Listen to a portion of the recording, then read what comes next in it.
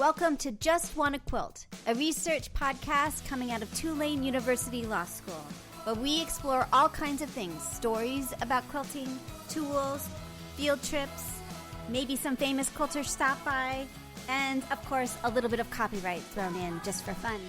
This is Elizabeth Townsend Guard, your host, and I'm a law professor at Tulane University Law School and a faculty fellow at the A.B. Friedman School of Business at Tulane. And I just want to quilt.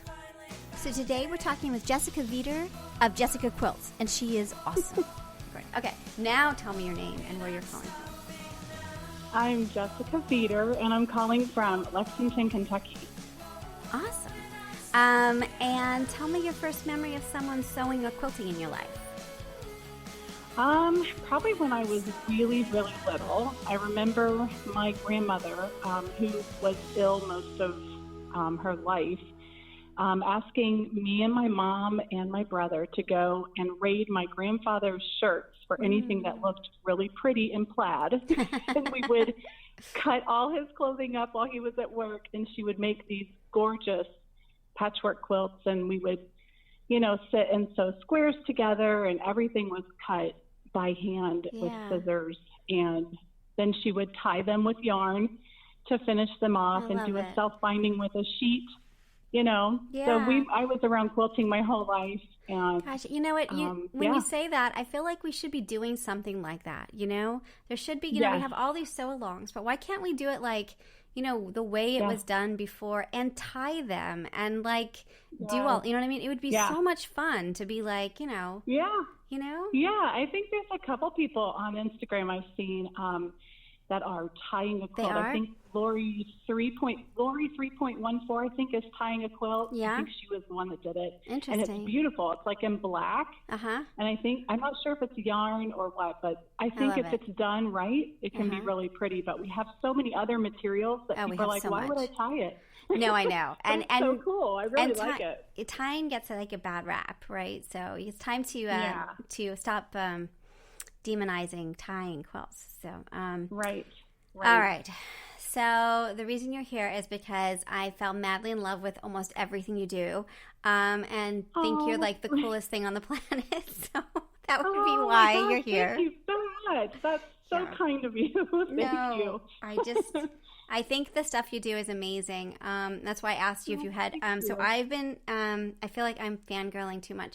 It happens every once in a while. I just, have to accept that sort of, So I want to talk to you a bunch of things that we normally talk about. I want to also tell you that you have your inventory quilt, the one that's the hexies that you've been doing when you were waiting for your kids, and it's rainbow, and it is. Beautiful. So tell us a little bit about that quilt, and then I want to tell you. I'll tell you about my thoughts about that quilt. Okay. Well, first of all, thank you. That was it made me break out in a sweat. That was very. I'm not good with compliments, so thank you very much. I really appreciate it. Of course. The inventory quilt. So I'm a homeschool mom, so I have one son who's in 9th grade, Tyler. And we have a co-op that we meet on Friday, and he takes a class by other teachers during this co-op time. And so I was kind of foreseeing this coming in the summer of 2017. I'm thinking, I've got to find something to do during the few hours that I'm away from my machine and not at home. So I love English paper piecing. I would still consider myself new with it. I've only ever done hexagons until just recently. So I just thought, okay, well, maybe I'll find something with hexagons. I can just sit there and make, grandma's flower garden or something like that. So I'm looking at all my fabric, and I had just received Christopher Thompson's new Blue Carolina line that had just come out. And I was like, oh, I don't want to cut it. It's so beautiful, just oohing all over all these gorgeous fabrics. Right. And I was like, wouldn't it be great if I could just take a little bit of all of them and make a quilt? So I had started to think about, preserving my stash and not forgetting about all these wonderful pieces that I collect when I travel or that people have bought for me. I'm obsessed with them. They're like my little children. Yeah. I just love my fabric. Yeah. And in a very, very unhealthy way, and I admit that. Yeah. So I was talking with my mom about this idea of making a quilt with all my fabrics, and then talking to my friend Joanna, and she's really big into English paper piecing, and I was like, okay, so what do you think about if I just did like a piece of my whole stash?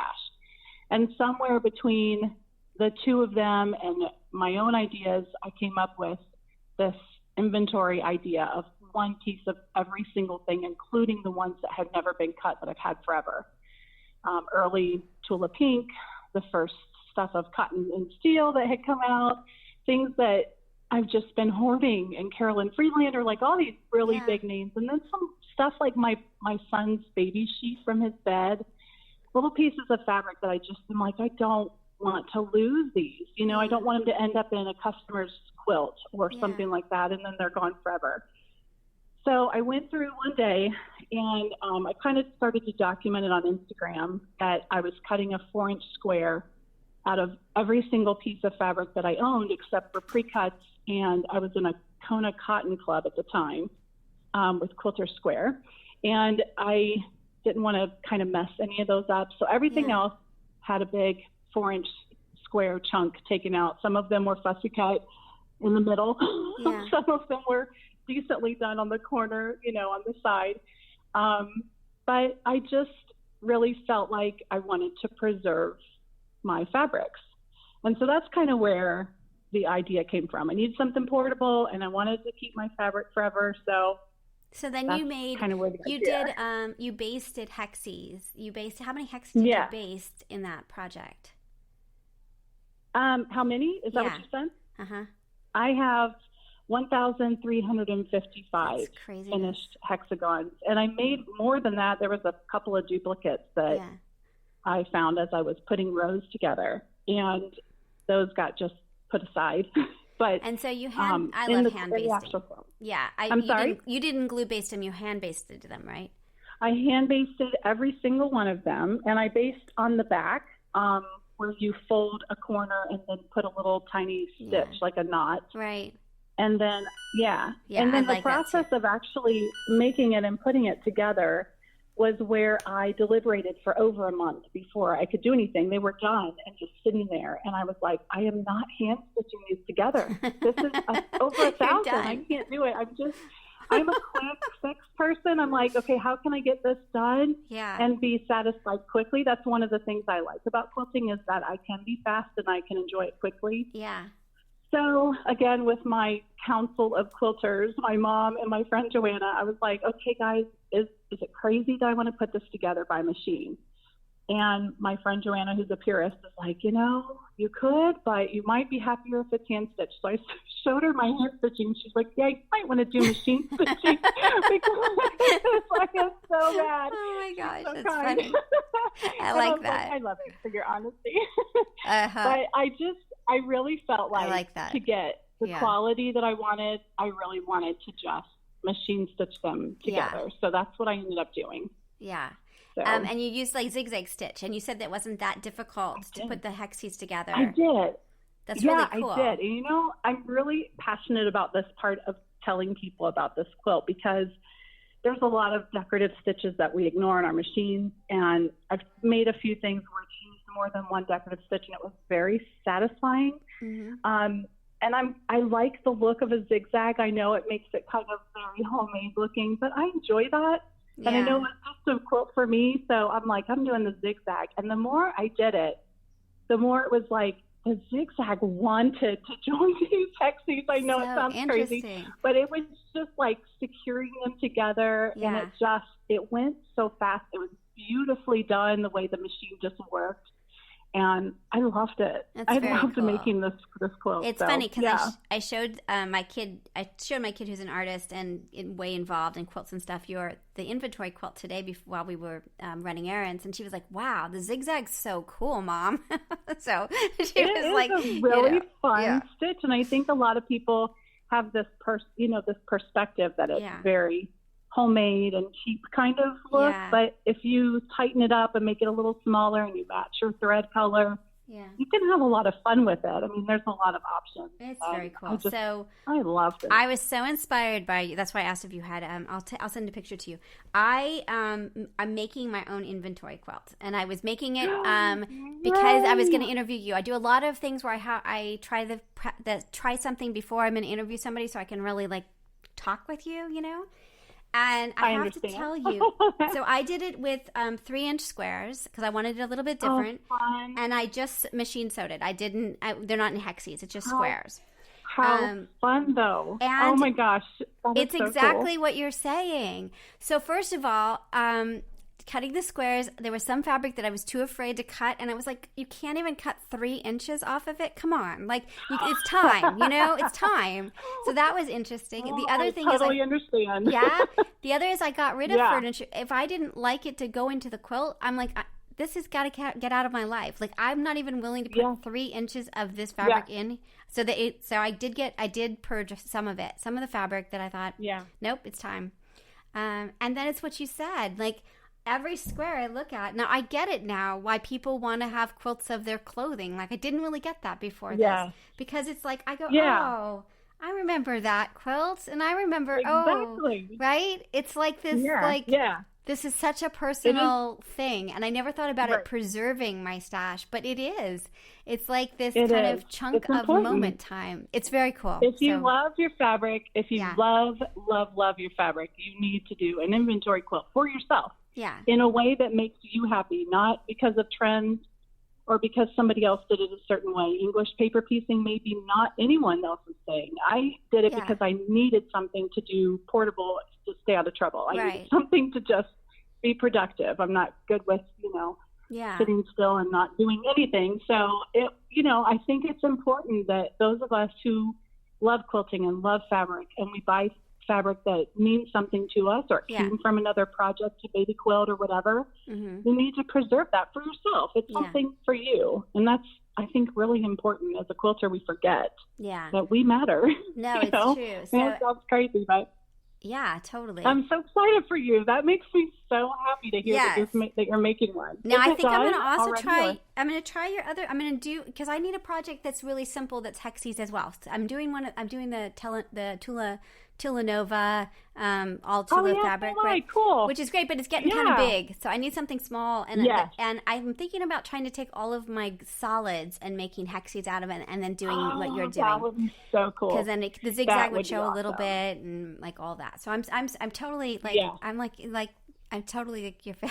I'm totally like, well, what is Jessica making? I love it. So, yay! Yes, and this is like I really feel like that's a great idea. It was my time. That was, I also thought, was really interesting. I felt like this was taking inventory of who I am as much as anything else. Exactly. Did you feel that way? Yeah. It was weird. That's a really good point, because when I look at my quilt and I got to people know me as loving purple. It is my blood is probably purple. Yes, I have that as one of my questions for you. I just love it. I love it. People write me messages all the time. I was somewhere and I saw something purple and it made me think of you. I'm like, yes, I love that. But I got to my fabrics and I'm like, that's almost the smallest section in my quilt. And when I planned my coloring, I planned it so the purple would be in the middle because I really wanted, I'm using this quilt. It's on my bed and I sleep under it every night. It's so great. And I wanted to be able to see it no matter which way it turned. And it's the tiniest section through the center. So interesting. And it's because I use it. I use my purples. They get put into everything. But my biggest section is my low volume. It's almost a third of the quilt, I think. I don't know what the most, fraction would be, but I'm a low volume fanatic. I love it. So that's really interesting. Yeah. It's fun to see what it represents of yourself. It's cool. It's really true. So it's really cool. So, so that's the first thing. Now I started to look at your other stuff and I was like, oh my gosh, I love the bookcase quilt. I love the little feet quilt. I love your stuff. So that made me Thank you. I know you may not say that in the next thing I say. No, just kidding. So what I'm working on now this is, I don't know how much you know about what this is. So this is an experiment and a project at the law school. I'm a law professor. And so what we'll be working on this summer is, and I've been trying to understand the role of law in creativity. And specifically, we've done this really deep dive on quilting to understand like where how much is like copyright? How much is custom? Like, how do people interact in this world, right? So we've done like 300 interviews. It's like way out of control. Yeah. And in like about a week, I have to start writing for 4 months. Like, that's what I do, is like write. And we'll be creating sort of multiple level things. But one of the things we're doing is a workbook. And it's a workbook. There's two things. There's a workbook for regular people that helps people understand sort of idea expression dichotomy and what is a copyright notice and when do you ask permission, all that kind of stuff. And then a more significant book for the industry to understand sort of what are right statements and what is notice and takedown and like all those sorts of aspects of how to understand it. So it's kind of a dual project that's going to go. There's a little bit. So and when I started to talk about this, and this is part of the podcast, and we're going to talk about intellectual property in just a second, but your interview is a little bit weirder because I'm kind of so excited about all the things you do. So the inventory quilt really sort of hit me because I already realized that in terms of understanding intellectual property, you can't just tell people like idea to expression dichotomy and they're not going to understand it. They're just not going to understand it. They're not going to understand but you need to have like patterns. So that sort of morphed into, I did a class at QuiltCon.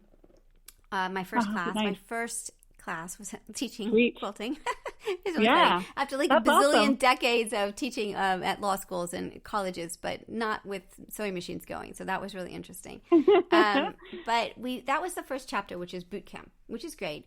And then we're going to have, but the idea is to take these concepts and put patterns with them so that you understand sort of by doing it what it means. And the things that you have, I see like the potential with some of the stuff that you're doing. I don't really understand what it is, but the idea is like to involve different people in the industry with different patterns that then we can use in the book and you can sell, and it's a mutually beneficial relationship. But that we, instead of me, I'm a law professor. I'm not a designer. I like making patterns from people's patterns, right? Like I'm your customer. I don't want to have to invent things on that side of it. Right. But I think about two things on your work that made me sort of think about it. So one is the inventory quilt, because again, it's not a pattern, right? It's an idea. No. And there's a way to think about it. And it's such a good example of like an idea. Now, that doesn't mean that you couldn't sell a pattern for it, right? You could still have a pattern that says like, here's 3 options and then has my stuff about like idea expression dichotomy and what that means. And, you know, the expression of that quilt is protected, but the idea of an inventory quilt isn't.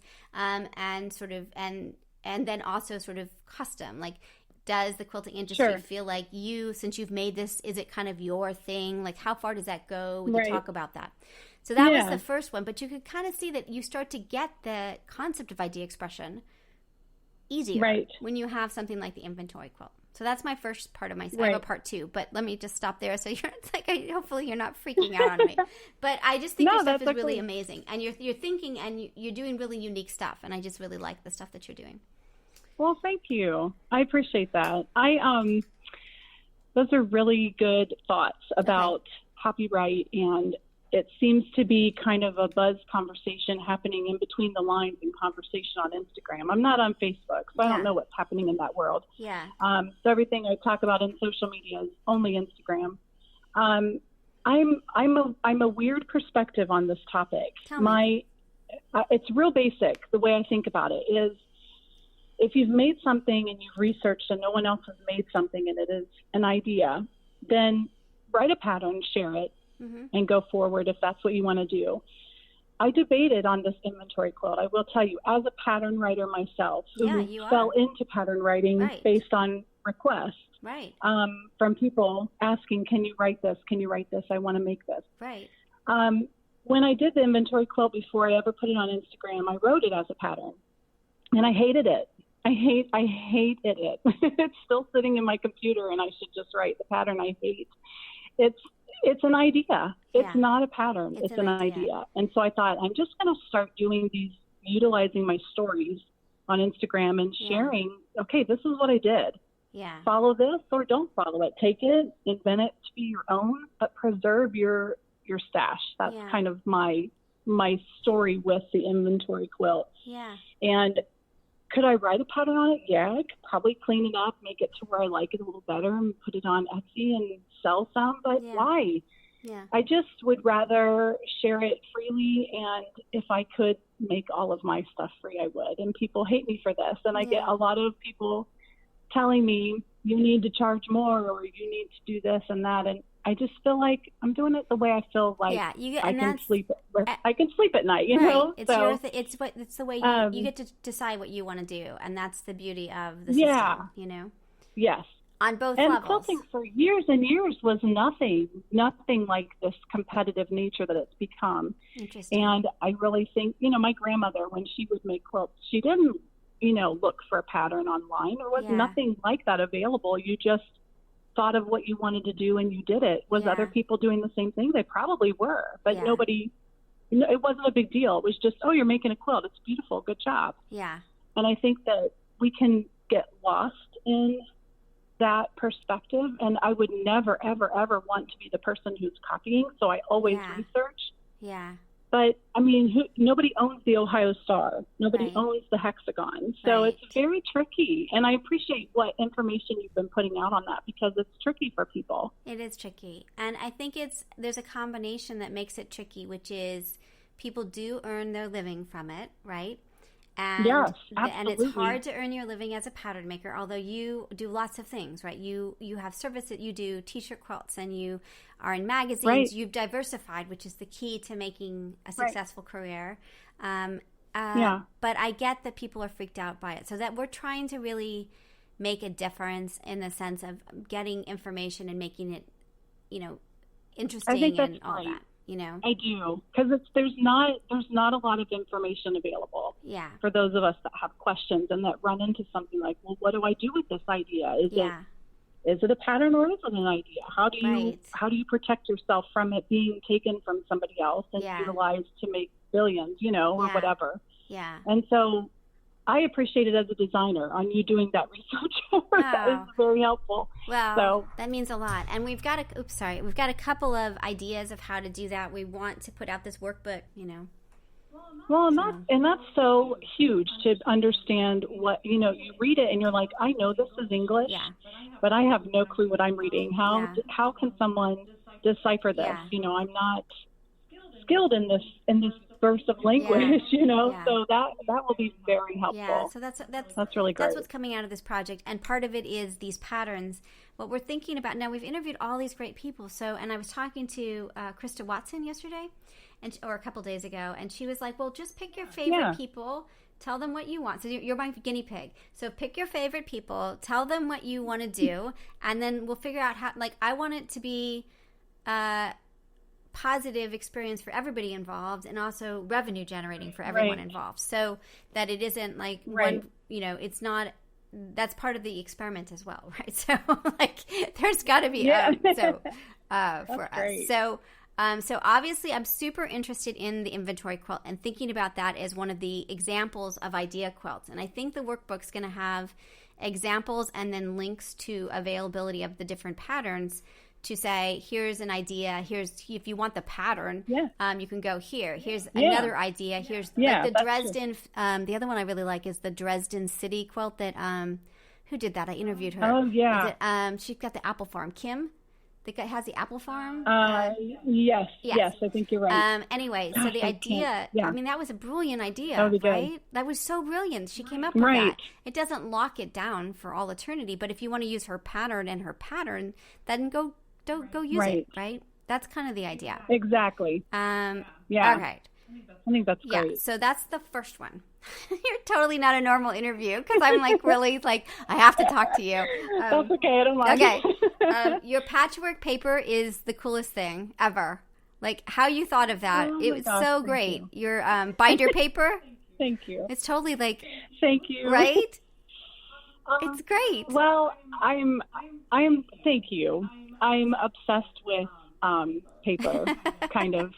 And I don't know what generation you are, but when I was in high school, we had colored notebook paper. I don't know if you know of this, like 3-hole punch, actual loose leaf lined colored paper, and I was obsessed with it. I haven't found any forever, so I would love to get my hands on some, but I've always just loved, like, the look of paper. You've got that nice red margin that you're not supposed to cross, and you've got your 3-hole punch, and this gorgeous margin at the top that you can fill with all kinds of stuff. I just love paper. I love writing. I love all that stuff. And I don't know, it sounds crazy, but I thought if I did one on Post-its, it would just look like a patchwork quilt. So I'm like, Post-its isn't going to do it for me. I needed something a little more grid with some color. No, it was great. And I really wanted to do something that was really versatile, that a lot of people could use for so many different uses and lots of colors, but with pre-cuts. Because I just recently kind of started to really like pre-cuts. They've been around for a while. So, you know, this one utilizes anything from a 10-inch to a jelly roll. Oh, that's really great. And I just think it's fun. Yeah, it's great. Fun. It's great. And mine, I quilted the instructions on how to make a quilt, like the steps on how to make a quilt, and kind of followed the quilter's planner. They have a chart in the back that gives you a little checkbox to, you know, check off when you've done each step of making a quilt. And I just kind of followed that idea. And you quilted it into the quilt? Is that what you're saying? It's quilted into the quilt. I love it. Yeah, that's you really have to, great. I see it. It's in white, so you can't see it just to look at it. I should really get some better photography. No, I can see it. That's really cool. People can see it, but you know, the options are endless when it comes to that pattern. You could do signatures. That's what I really want to see someone do. Is have somebody sign it for a wedding, or like I will make it. If somebody out there wants to have one for their wedding, I will make it for you. And just sign it and make my dream come true. Right. I like that. So fun. All right, the other one turn in your homework on it. You know. I don't do this often, but the other one I'm totally interested in is, that I think is so cool, is your quiltography pattern. I love maps. I'm obsessed with maps. My quiltography? Yeah. That came from a sew-along that happened on Instagram. I'm trying to think of all the wonderful people who started that quilty habit. Oh, I can't even remember the name. That's terrible. There were a group of ladies who love purple, and they did a purple sew-along where you just make something out of purple and you post your pictures as you go along. And so I just took like all of my purple scraps. There was a ton of them at that time. And I took some fat quarters that were kind of wonky from other cutting, and I just started to chop and sew until I had this really large, huge new piece of fabric of all these pieces. And I was like, I should make it into a map and cut out a map. And so I ordered a map on Amazon, a really thick one, like a thick plastic that would be stable. And then I just kind of went through the process of cutting out every little tiny island. Hawaii is on the map, people. Yeah. I get emails all the time. Where's Hawaii? You forgot Hawaii. It's to scale to this map. Hawaii's on there. Everything's on there, I promise. It may not look like it.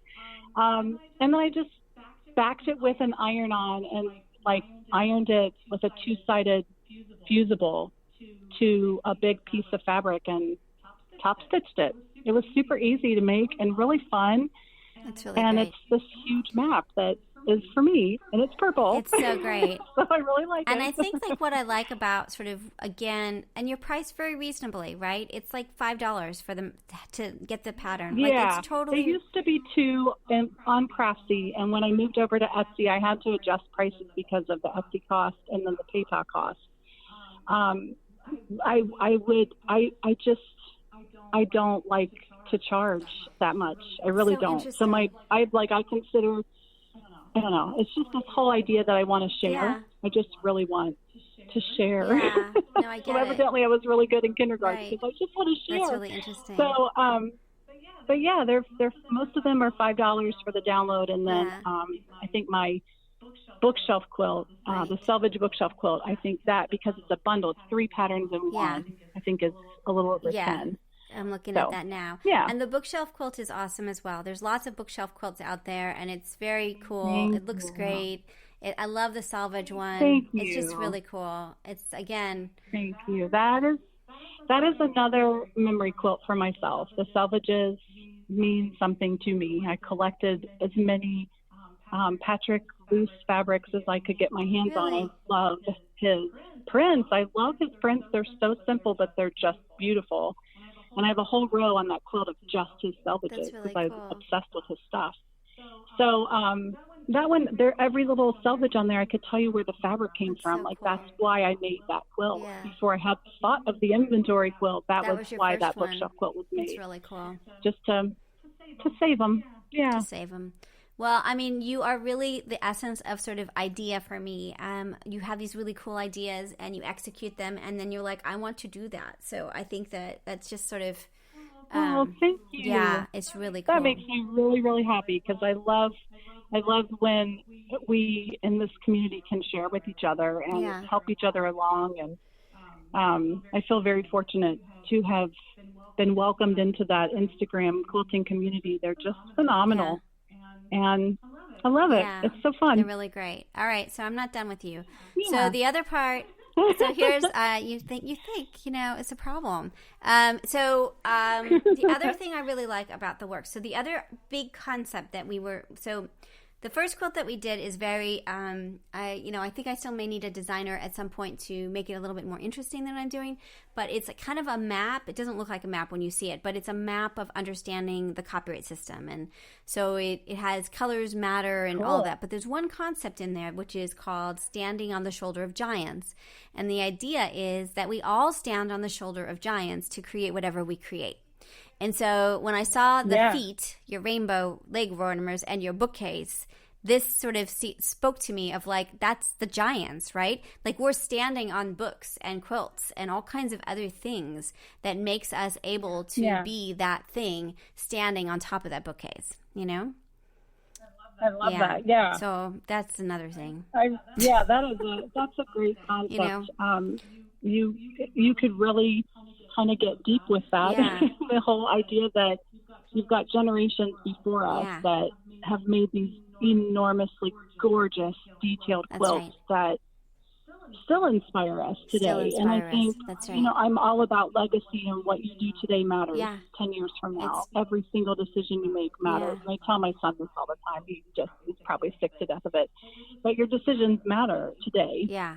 And our quilts matter today because when you're gone, they stay here. And I don't know what faith base you are, but I know that I want my quilts to matter to people. I want them to continually cover them and be used and keep them warm.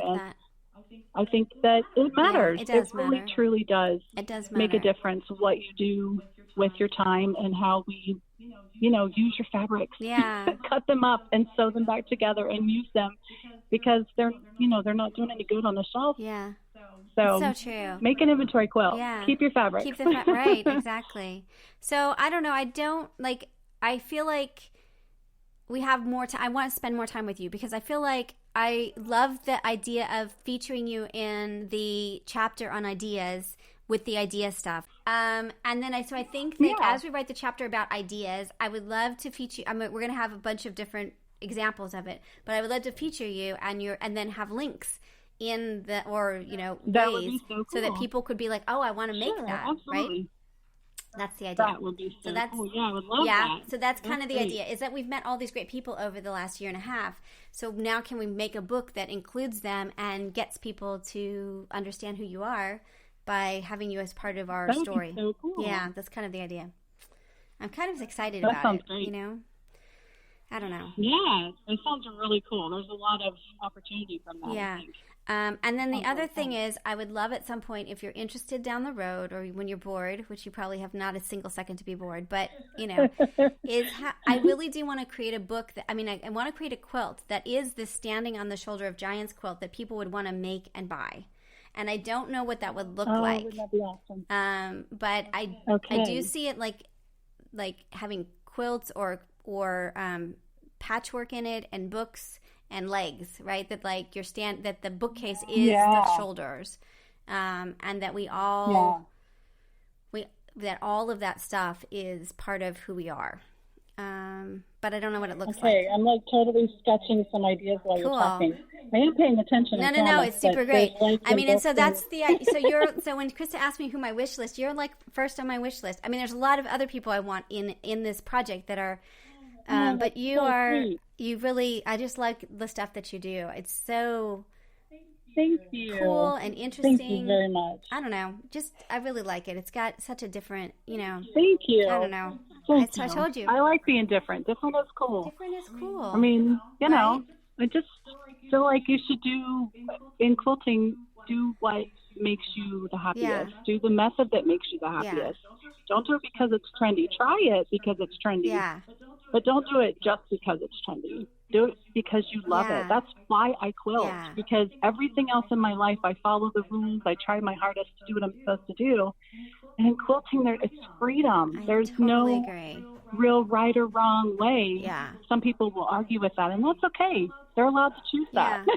I just don't feel that boxed in when it comes to what I make. And so I like that a lot. There's freedom in that. It's fun. Yeah.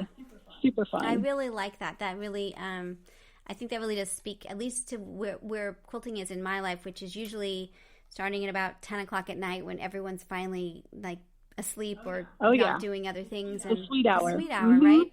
And it's been a day of everybody asking me to do things and having to do all kinds of stuff. And this is like, you're right. The space of like, it's my time space. And I don't know. That's right. It's interesting, isn't it? And as a maker, that is really important because we tend to be givers if we're makers. Yeah. And just because you can give doesn't mean you have to. Yeah. And so it's important to have time that is just for making. Yeah. Even if you're following someone else's guideline and instructions and even their color palette, I think it's important to have that hands-on, tangible. Yeah.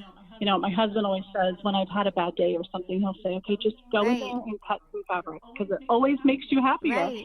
I just sometimes need to just lay out some fabrics together. I do a stop, drop, and self fabric pool on my hashtag. I think that's how it goes, stop, drop, and fabric pool. And I just, every now and then, I just need to see colors together and see if I like them. And if I do, I post it. If I don't, I don't make the cut.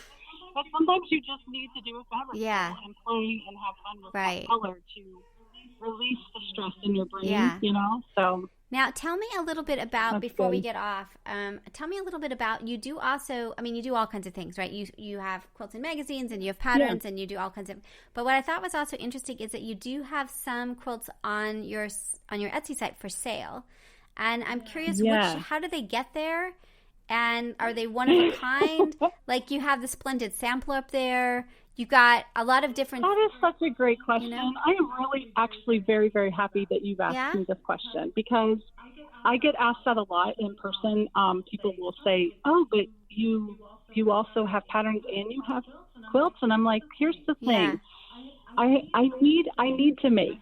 I have to make. It makes me happy. It fulfills me. It makes me experience sheer joy. And so I have this need to make. And a lot of times something will come along like the splendid sampler that you mentioned. And I'm like, I wonder if I could make this with only these colors.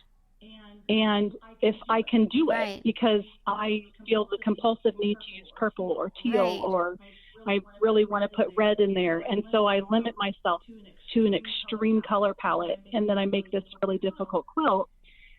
And then I'm like, okay, now I'm done with that. I don't really want to keep it. I just wanted the challenge of making it. And so then I just put it up for sale and sell it. I like that. And so I did, a couple like that on my Etsy site. And they just kind of sit there until the right home comes along for them. But I do, the pattern writing was mentioned. And then I also do a lot of T-shirt quilts. Yeah. And a lot of long arm quilting for people. And sometimes people just want their quilt top made and they want to quilt it themselves. So I've done that before. I just kind of do whatever comes along. I'm not pigeonholed into any one thing. It's just kind of whatever presents itself. And if I feel like it's the right job, I take it and go with it. That's very cool. Yeah. We are experimenting with long arming, which has been fun and a little bit stressful, but good. Oh, fun. So tell me a little bit about your experience with long arm and also the T-shirt quilts. I'm really curious. A lot of people want to do T-shirt quilts, and some people make them for them too. So tell me about that side of your business. So the long arming, the first part, is sort of it's kind of a journey. I started with a mid arm, which only had an 8.5-inch opening on a frame that I would sit down in a rolling chair, and I would quilt and kind of scoot and quilt and scoot. And I was pretty limited with what I could do, but I did a lot, several hundred on that one. And then when my husband got a job here in Lexington a couple of years ago, we've moved a lot, like 22 oh my times gosh, moved. that's a and lot. This is, we're not in the military, we're just compulsive movers. And so he said, I'll get you a long arm if you go through this move with me. And I'm like, okay, yeah, that sounds good to me. So That's kind of a joke, that's cool. you know. So we moved here, and I knew the most important thing in the long arm for me was the availability of help and the kindness of who was going to help me. So when I met the ladies at Quilter Square, I knew them through Instagram already. I met them in person, and I was like, yeah, this is the right fit. This is the people I want to be with. And so Kayla let me try out her long arm, and she has a Bernina Q24, and it was like, oh my gosh, the noise was like the best sound ever, you know. And I was like, yes, this is what I want. So I got the Q20, which is a little smaller, and so now I do long arming for people that want me to finish their quilts, and I just do it all by hand from my brain. There's mistakes in it. Sometimes I cross over when I'm stippling, or sometimes I put a spider web in there, or I don't know. I just kind of do whatever comes to mind. There's not really I don't know. I just see what comes out of me when I'm doing it. So I don't really have a plan until I get to the quilt, and it just tells me what it needs. You. So yeah, that's really interesting. Yes, it talks to me. And then t-shirt quilting was one of the first things that led me to the idea that I wanted to be a business. It was, probably within the first 30 quilts I made, someone asked me if they could bring me shirts and some fabrics that they collected of their son who had passed away, if I would turn it into a quilt. And I was like, well, yeah, I can try. And, you know, as long as you're okay if it doesn't go well, you know. So I made one, and I was hooked, because it was like, oh my gosh, these memories. And, you know, she told me all these stories of what was in it. I was like, yeah, this is my calling. This is where I'm at. This is what I need to be doing. And so yes, several hundred later, here I am. I just finished one last night, and it's in a box ready to go tomorrow. So I love it. It's the most fun thing to do. I kind of got it down to a science. I know what backing to put on the shirts now, and the stabilizer, and it just feels like after years of doing this, I finally found my niche with it. That's really interesting. That's very interesting. And then you quilt. Do you quilt through the shirts themselves, or just on the? I do. Yeah, I usually stipple or meander an entire t-shirt quilt, so that it gives me the maneuvering around paint. Yeah. So all the shirts will actually be secure, but if there's like a logo or something that has a thick paint, I just kind of scoot around it and make sure that it's secure. Interesting. But yeah, the whole thing gets quilted, and it's usually heavily quilted so that it all stays together. Feels good and has a good weight to it. Cool. Yeah. And t-shirt quilts I love Kona cotton, the solids. I don't know what it is. I've tried 100 different kinds of fabrics with all these t-shirt quilts, and every time I'm like, please just let me use Kona solid, because for some reason it is the perfect weight, and it just seems to work really well. So if you're out there wondering what to do, that's what you need to do. And then it's a really good do you have a stabilizer that you like in particular? I do, yes. It is Pellon sheer weight, and I think it's 906F. 90. I think it's the S and Sam. 906F. Yeah. 9. And it's like $2.99 a yard at Hobby Lobby. 9. I buy it by the bolt or whatever they have available whenever I go, and then I will use one whole side because it's a little bit wider than what you can fit two shirts on, and then I usually cut the strip that's on the side and piece it on the back of a couple shirts, because it works perfectly. It's the best stuff ever. It really is. It's just the right thickness. It gives nice stabilization for when you're cutting the shirt after. It's just great. It really is. Now, how much of your time do you think you're spending, like, what's your day look like? Is it typical, like? Well, I get my son started with school in the morning, and then I get him into his self-work, and then I'm usually I clock myself in. I keep track of my hours because I'm a crazy person, and nobody else cares about it but me. So I just do it for myself and my dad because he likes weird stuff like I do. So I mark in my quilter's planner with a colored pencil when I'm clocking in, and I kind of average around 56 hours in a week. I think is kind of my number that I usually am writing down at the end of the week. So, and I count everything like hand stitching, binding, or paper piecing at my son's school. If I'm sewing or even picking fabric or cutting fabric, it's counted. And so that's it's not just quilting on a long arm or a machine. Yeah, interesting. So, and what role does That's all I want to do. That's all you want to do. I understand. That's why our project's called Just Want to Quilt. I just want to quilt. Right. Yes, exactly. That's why our project's called Just Want to Quilt. So, and then also, what about Instagram? You've mentioned it a couple times. Like, what role does that play in your life, and how important is it in terms of what you do? Say that Instagram. again. I'm sorry. What role does Instagram play in your life? Oh, huge. It's huge. So because of all the times I've moved, lots of those moves have involved areas of the country where there aren't crafty sewing people, and it's been hard several times to make friends. And so I think about 5 years ago, I got on Instagram because everything on Pinterest was leading me back to Instagram, things that people had seen, and then they would pin it on there. And I wasn't on social media, and I was like, okay, I think it's time that I join, the modern age and get on social media. And so I got on Instagram, and I met a friend, Paul Hellinger. He was the first person I met, and Evil Demon Devil Dog, in case you need to know.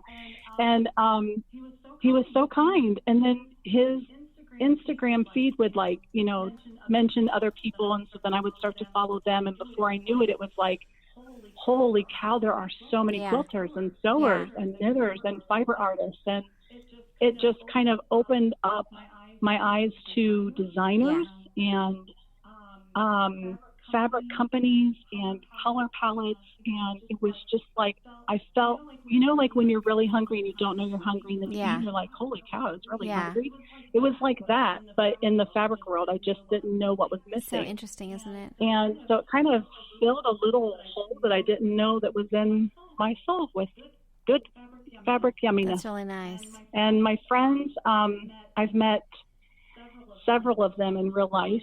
When I met my friend Ashley, we met up at Disney World and had the best time. It was like we'd been friends on Instagram for a while, and then we realized we were going to be in Florida at the same time, and we went to Disney World together. It was so fun. That's so cool. So it's really super remarkable. Important. Super important. It's funny because people keep talking to me about, or not people. Some people are worried in the industry about the guilds getting older, people getting older in the guilds, and like, is the sewing world going to survive? And I think, look at Instagram and Facebook, like, it's thriving, right? There's a lot of people. It's just that it's shifted. Yes, it's an online guild now. I think is kind of the what we do is what our great grandmothers did. Only we're not in person, and some of us can't be in person because we're working or taking care of our kids. But it allows us to be a part of a community without having to navigate that geographical situation. And guilds are still super important. We have a guild here in Lexington that I was a part of for a while, and I've since joined a quilting group with my church. I do the long arming for their charity. Nice. And I think any way you can get plugged in with other quilters to share ideas and to learn. There's always so many more things to learn. I still have not learned how to do a curve properly. Somebody please help me. I don't know how to do curves. So, there's so much to learn. We need each other. And it's important to not get caught up in that competitive, nature of comparing because, we need one another. And it's important to continually share that. My friend Nicole on Instagram as well, she is always helping me all the time, and we are constantly talking about just share this. We need to just share this, so it's important. It's really important. Find where you fit and, cling to it. Yeah. So I like it. And you've been interviewed before on American Patchwork and Quilting, and you were one of the 52 quilters on the 52 Quilters Project, which we chatted with them, and you've been in magazines. And so what is it like? I know we're interviewing you, so it's kind of stupid, but what does it like to be interviewed and to be in magazines and things like that? It's getting very meta, so. That's hilarious. Well, I'd love to just be like, oh, it's no big deal, whatever. But I can't eat for like a half a day before anything because I'm such a worrywart. And so I'll probably go and eat like a whole 12-inch piece of really good. talking because I'm so hungry. But I just, I don't really know other than I'm just so thankful. I'm overwhelmingly thankful when anyone says they like something I stuff see. Is great. Because what I really want to do is just say, thank you, I like it too, because I do. It makes me so happy that somebody else likes what I like. And there's comfort in numbers, and I have felt so alone before in other areas of my life that when it comes to quilting, I don't feel alone. And I think that's really important to not feel alone on anything, whatever you're into. I think you just need to know that there's going to be another group of people out there that feel nervous about this or are totally into collecting whatever, So I think that I'm just so thankful is really what it comes down to. When you asked me, I was like, no way. That's so funny. Like, oh my gosh, that's so cool. That's so funny. Wow. So, the first podcast of yours I listened to was with Stephanie Palmer from the Quilters Planner. Right. She was on a field trip, right? I'm obsessed with their planner. She was on a field trip, really right? It was funny. Yes. Yeah. That's great. All right. I have two more questions for you. One is your sewing room always as perfect as it looks in the pictures for the magazine? Or are you a neat person? Or are you medium? Sort of does it go back and forth? It's perfect. It's such a pretty room. I'm a neat freak when it comes to the things that I own. I will say it very carefully because my house is not like this. Because I have a teenage boy and a husband, and when you have boys in your world, things aren't going to look the way that we want them to. Yeah. So this is my space that I'm in control of. Yeah, that you can control. It does, and I'm so sorry because people really get angry about this. They're like, oh, that can't be real. I'm like, it kind of is. No, but it's...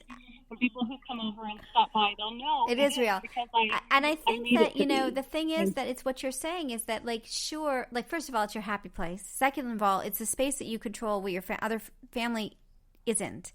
And I don't know. Yes. I mean, I aspire to have when I start to work, I have to have it clean and nice, and then it gets messy, and then it gets nice again. Yes. But I always feel like cleaning always starts in my studio, and if I get to the rest of the house, that's okay too. Yeah, and like if that happens, then okay, well, good for me. Exactly. Yeah, and it's a toy-free zone. It's a boy-free zone. It's mine, and I feel like if it's clean and straight and things are put away, then I'm happy and I'm more productive. And my mom kind of, ingrained this into me. When you're done with something, it goes back. Yeah. When you're done with something, it gets put away. When you're finished with that, the door gets closed. And so I'm a finisher in that way, naturally. And so when it came to my sewing room, everything has a place. Everything's labeled because it makes me happy, and I like that. and I'm allowed to be type A in here, and no one else is affected but me, and I like it that way. So no one gets offended, and it's my space. So, yeah, I mean, do I make messes? Yes, I make my messes, but I clean up when I'm done. You know, it's kind of I don't go to bed with stuff laying all over and scraps on the floor. That's not my personality. That's not how I am. So that's very cool. You know, that's just the way it is. It's totally the way it is. That's good. I mean, everybody's different. It's all good. And that's the point, is that you get... Don't ask me about my family room or my kitchen, and definitely not my kitchen. Because there's always going to be dishes. There will always be food. There will always be an open bag of chips somewhere in a random spot. But that's the way the rest of the house functions, you know, because I'm not the only person living here. So...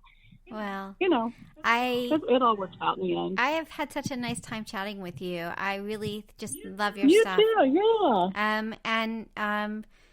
Oh my goodness. So I have basically one more week, and then I'm free for 4 months. So I'm pretty psyched. Wow. I know, right? So this is good. This is good. This is why being a teacher is not a bad job. So I would love to chat more with you and keep thinking about the Standing on the Shoulder of Giants, and I'm going to reach out to you shortly. Sure. And once we're going to try to get the platform up really soon. We need to make sure we have the supporting documents for people to understand what we're doing. But I'd love for you to be part of anything you want to be part of, because I adore your stuff and you are so cool. Well, thank you. You're great. You really are. Thank you so much. It was so much fun talking with you. I'm so very, very thankful that you asked me to talk with you today. Awesome. All right. Do you want to review this before we post it? Are you okay with what we chatted? No, that's okay. Awesome. No, that's awesome. Okay. It's all good. Cool. Well, I'll be chatting with you soon. I'm gonna, once I get close. It's funny. I've got all the red through purple done, but now I have to put on pink and the whites, which I have way too many of, and grays, which are a lot, and the black. So I have about halfway done, but excited. It's getting there. Oh, I'm so very excited. I can't wait to see it. Well, maybe I'll take a picture halfway through and post it up. Awesome. But thank you again, and you are inspiring, and you are awesome, and it was really fun chatting with you. Thank you so much. I really appreciate it. All right. Take care. I'll talk to you soon. Okay, bye. You too. Thank you. Okay, bye-bye.